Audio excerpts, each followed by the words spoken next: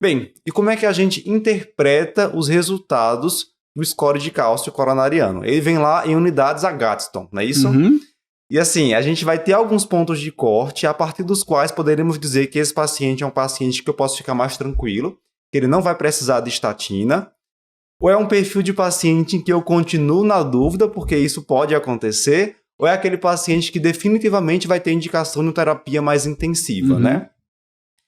Quando a gente tem um score de cálcio 0, eu posso ficar tranquilo com esse paciente, né? É um paciente que tem um risco muito baixo de eventos cardiovasculares nos próximos 10 anos, a não ser que seja um paciente que tem um outro fator de risco para a progressão rápida da doença aterosclerótica, um fator de risco muito forte, como diabetes, tabagismo, história familiar de doença cardiovascular prematura. Mas, do contrário, veio 0, posso ficar sossegado, é um paciente de baixo risco.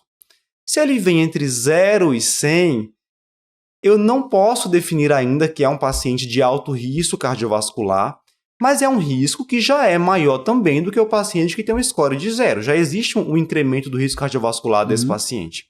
A gente vai ver daqui a pouco que algumas diretrizes recomendam tomar a conduta nesse perfil de acordo com a idade do paciente e de acordo com outros fatores de risco.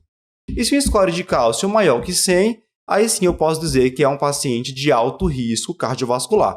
É isso que a gente recomenda em linhas gerais para o paciente não diabético hoje, certo? Exato. A gente vai usar a mesma correlação que a gente já falou anteriormente, né? Baseado nos dados do MESA, por exemplo, se você tiver um score de cálcio de 0, não quer dizer que você tem 0 risco também, né? Quer dizer que quem tem um CAC de 0, a gente usa essa sigla CAC, né? Para o score de cálcio, ele tem ali um risco de evento nos próximos 10 anos entre 1,5% e 5%. Ou seja, ele ficaria no nível do baixo risco, ficaria abaixo do limítrofe que a gente falou anteriormente, né?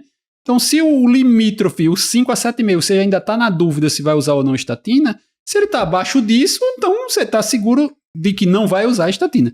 Mas como você falou, dependendo da calculadora que você usou, tem alguns fatores que não entram naquela calculadora, né? Então, assim, a maioria usa a maioria desses parâmetros, mas, por exemplo, um paciente que tem um histórico familiar de doença aterosclerótica, não é tão seguro, ele tem alguma dúvida, mas aí dosou uma lipoproteína Azinho e ela veio muito alta, acima de 50.